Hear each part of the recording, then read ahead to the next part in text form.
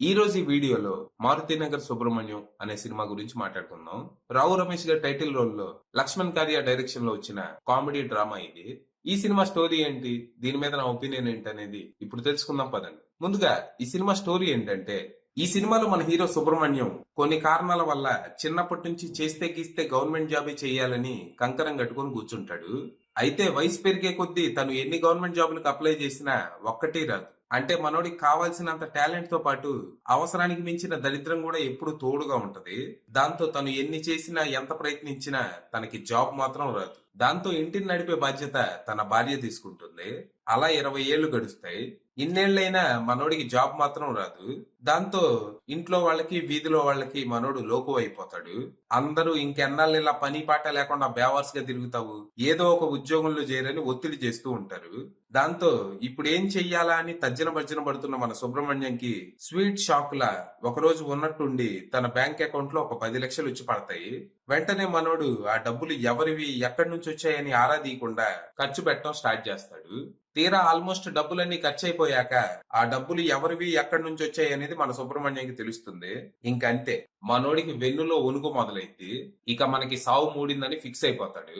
మరి తర్వాత ఏం జరిగింది, అసలు ఆ 10 లక్షలు ఎవరివి, ఎందుకు సుబ్రహ్మణ్యం అకౌంట్ లో వేశారు, ఆ డబ్బులు ఎవరివో తెలిసాక మన సుబ్రహ్మణ్యంకి ఎందుకు భయం మొదలైంది, ఏ ఉద్యోగం లేని మన సుబ్రహ్మణ్యం తిరిగి ఆ 10 లక్షలు ఎలా కట్టాడు, ఈ ప్రాబ్లం నుంచి తను ఎలా బయటపడ్డాడు, చివరికి తను అనుకున్నట్టు గవర్నమెంట్ జాబ్ సంపాదించాడా లేదా అనేది మీరు సినిమా చూసి తెలుసుకోవాలి. సినిమా పర్లేదు, అలా సరదా సరదాగా సాగిపోయింది.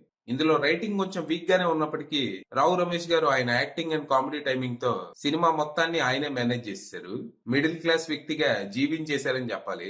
సినిమా స్టార్ట్ అవటం అసలు మన సుబ్రహ్మణ్యం 50 ఏళ్ళు వచ్చినా ఇంకా ఎందుకు గవర్నమెంట్ జాబ్ కోసమే ఎదురు చూస్తున్నాడు, ఇంకే జాబు ఎందుకు చేయడు అనే దాన్ని చూపిస్తారు. ఈ పోర్షన్ కొంచెం ఇంట్రెస్టింగ్ గానే ఉంటది. ఇక ఆ తర్వాత భార్య సంపాదన మీద బతికే భర్త కష్టాలు ఎలా ఉంటాయి అనేది చూపిస్తారు. ఈ సీన్స్ అన్ని చాలా వరకు హిల్లేరియస్ గా ఉంటాయి. ఇక ఎప్పుడైతే మన సుబ్రహ్మణ్యం అకౌంట్ లోకి 10 లక్షలు వచ్చి పడతాయో ఇక్కడి నుంచి సినిమా కొంచెం పడుతూ లేస్తూ ఇంటర్వెల్ దాకా సాగుతుంది. అంటే కథలో మంచి పొటెన్షియల్ ఉన్నప్పటికీ స్క్రీన్ ప్లే కొంచెం రొటీన్ గా ప్రెడిక్టబుల్ గా ఉండేసరికి సినిమా మరీ సూపర్ అనే ఫీల్ రాదు. ఇక ఇంటర్వెల్ బ్యాంగ్ కూడా ఏదో ఉంటది. దాంతో ఫస్ట్ హాఫ్ జస్ట్ ఓకే అనిపిస్తది. ఇక సెకండ్ హాఫ్ లో మళ్ళీ సినిమా పికప్ అవుతుంది. ఆ 10 లక్షలు ఎవరివో తెలిసాక క్రియేట్ అయ్యే ఖేయాస్, కన్ఫ్యూజన్ చాలా వరకు ఎంజాయ్ చేసేలానే ఉంటది. ఇక క్లైమాక్స్ అయితే హిల్లేరియస్ అని చెప్పాలి. ఇక్కడ వచ్చే ట్విస్ట్ గానీ రావు రమేష్ గారి యాక్టింగ్ గానీ సినిమాకి హైలైట్ అనేలా ఉంటాయి. మొత్తంగా ఒక డీసెంట్ కామెడీ ఎంటర్టైనర్ అని చెప్పొచ్చు.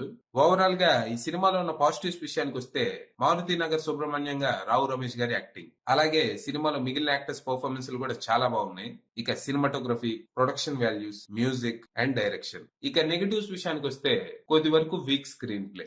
ఫైనల్ గా చెప్పేది ఏంటంటే, సరదాగా ఓ 2 గంటలు రావు రమేష్ గారి యాక్టింగ్ ని, కామెడీ టైమింగ్ ని ఎంజాయ్ చేయాలనుకుంటే ఈ సినిమా ట్రై చేయొచ్చు. సరదాగా 2 గంటలు ఎంజాయ్ చేయొచ్చు. ఒకవేళ మీరు ఈ సినిమా చూడాలనుకుంటే ప్రస్తుతం ఇది ఆహాలో స్ట్రీమ్ అవుతుంది. ఇంట్రెస్ట్ ఉన్న వాళ్ళు అక్కడికి వెళ్ళిపోవచ్చు. అది విషయం.